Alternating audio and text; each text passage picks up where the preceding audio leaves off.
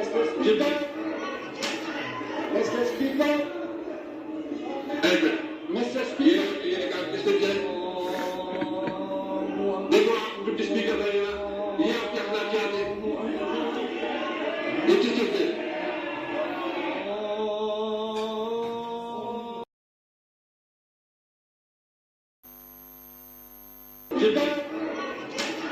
Mr. Speaker,